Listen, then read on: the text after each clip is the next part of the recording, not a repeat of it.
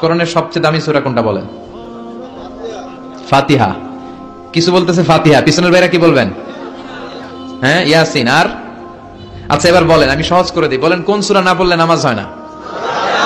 এবার ক্লু পাইছে, এবার ক্লু পেয়েছে। এই সূরা ছাড়া নামাজ হয় না। আমি যদি পড়াই হবে না, এই মসজিদের ইমাম সাহেব পড়াইলে হবে না, কিন্তু বাইতুল মুকাররমের খতিব পড়াইলে আবার হবে। হবে না? শাইখ আব্দুর রহমান সুদাইস পড়ালে তো হবেই। খাইছে কত বড় মুফতি দেখছেন, কত দিয়ে দিচ্ছে। জি না, আসলেই হবে না, কারণ এটা এমন সূরা, এই সূরা না পড়লে নামাজ হয় না। বিশ্বনবী বুখারীর বর্ণনায় বলেছেন, আ'যামুস সুওয়ার ফিল কোরআন, কোরআনের সবচেয়ে দামি সূরা। এটা আমার বানানো কথা না, সবচেয়ে দামি সূরা। এই সূরার মতো সূরা কোরআনে তো নাই, তাওরাতের ভেতরেও নাই, ইনজিলের ভেতরেও নাই, জাবুরের ভেতরেও নাই। 7টা মাত্র আয়াত। কয়টা?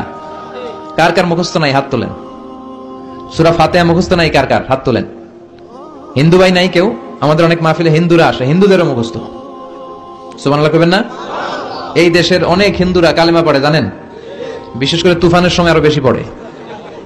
কক্সবাজারে যখন জলোচ্ছ্বাস হয়, তখন মহেশখালীতে যে বৌদ্ধ মন্দির আছে, স্বর্ণ মন্দির, ওই বৌদ্ধ মন্দিরের গৌতম বুদ্ধের যারা অনুসারী, তারা নিচে নেমে আসে তুফান দেখে, আর বলে লা ইলাহা।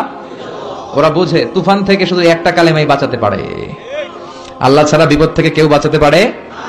আমি একবার লঞ্চের ভেতরে তুফানে পড়ছিলাম, তো লঞ্চ ডুবে যাবে তুফানের ধাক্কায়, তো দেখলাম লঞ্চের ভেতরে শুধু মুসলমানরাই জিকির করে না, হিন্দুরাও জিকির করে। তুফান থেমে যায়, জিকিরও থেমে যায়। কত বড় ডাকাত! তুফান শুরু, জিকিরও। সবার মুখে এক চিৎকার, বাঁচাও। আমি বললাম, কে বাঁচাবে? কে? হুজুর আমনে। ভাবছে আমি দোয়া কালাম পড়লে বেঁচে যাবে, তো আমি বললাম, আমি যে বাঁচাবো, আমারে বাঁচাবে কে? মনে রাখবেন, কেউ বাঁচাতে পারে না, একজন ছাড়া। চিৎকার করে বলতে হবে, তিনি কে? কোরআনের সবচেয়ে দামি সূরার নাম সবাই বলেন। এই সূরাতুল ফাতিহার মাত্র 7টা আয়াত। কয়টা আয়াত? এই 7টা আয়াত নিয়ে কয়েক মিনিট একটু আল্লাহর রাস্তায় কুরবানি করা যাবে না? কান দুইটা খরগোশের মতো খাড়া করেন। খরগোশ কান খাড়া করে শুনে, এজন্য খুব পিন ড্রপ সাইলেন্ট, পিন পতন নীরবতাও খরগোশ কান দিয়ে শুনতে পায়। তো আমি যতক্ষণ আপনাদের খেদমতে কিছু কথা বলবো, কান দুটো খাড়া করে রাখতে হবে। পারা যাবে না? এই সূরাটা হচ্ছে আউয়ালুস সূরা নাযালা কামিলান মিনাল কোরআন, কোরআনের সর্বপ্রথম নাজিল হওয়া পূর্ণাঙ্গ সূরা। এই সূরার আগে কোন সূরা পূর্ণাঙ্গ একসাথে নাজিল হয় নাই। কোন সূরার 5 আয়াত, 10 আয়াত, 20 আয়াত। আপনারা যে এখন সুন্দর কোরআন দেখতেছেন, বিশ্বনবীর সময় কি এই কোরআন ছিল? না। 23 বছরের লম্বা জিন্দেগিতে বিশ্বনবীর কাছে এই কোরআন নাজিল হয়েছে। পরবর্তীতে এটার কম্পাইলেশন করা হয়েছে, scripture, holy scripture, the Quran, whereof there is no doubt, no suspicion in it, and a guidance to those who are muttaqin. এটা এমন বই যেটাতে আল্লাহ কোনো ভুল রাখে নাই, মুত্তাকিনদের জন্য এটা পথ নির্দেশিকা হিসেবে আল্লাহ পাঠিয়েছে। পড়েন সুবহানাল্লাহ। তো সূরাতুল ফাতিহার আগে অনেক সূরা নাজিল হয়েছে, কিন্তু একটু একটু করে, পুরোটা একসাথে না। এই সূরাটা পুরোটা একসাথে সর্বপ্রথম নাজিল হয়েছে।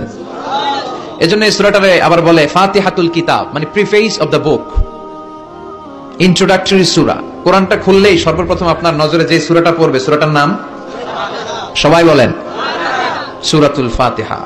আবার বিশ্বনবী এটাকে বলেছেন কোরআনের মা। কি বলেছেন? চমৎকার একটা ইনফরমেশন না? মনে রাখতে হবে। তাহলে কোরআনের মায়ের নাম কি?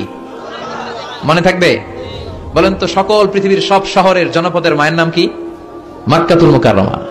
তেমনি কোরআন আল কারীমের মায়ের নাম হচ্ছে সূরাতু আল ফাতিহা। এরপরে বিশ্বনবী বলেছেন এই সূরাটা হচ্ছে সূরাতুল ওয়াফিয়া, অখণ্ড সূরা। এই সূরাকে খণ্ড খণ্ড করে পড়া যায় না।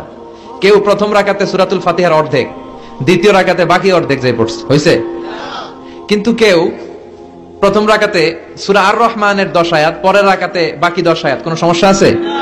সমস্যা নাই। তার মানে এই সূরার নাম সূরাতুল ওয়াফিয়া, অখণ্ড সূরা। মানে এই সূরাকে খণ্ড খণ্ড করে পড়া যায় না, পড়লে পুরোটাই পড়তে হয়। সুবহানাল্লাহ পড়েন। আবার এই সূরার আরেকটা নাম হচ্ছে সূরাতুদ দুআ, দোয়ার সূরা। কিসের সূরা? কেমন করে আল্লাহর কাছে প্রার্থনা করতে হয়, দোয়া করতে হয়, ফরিয়াদ করতে হয়, সে কথা এই সূরার ভেতরে আছে না নাই?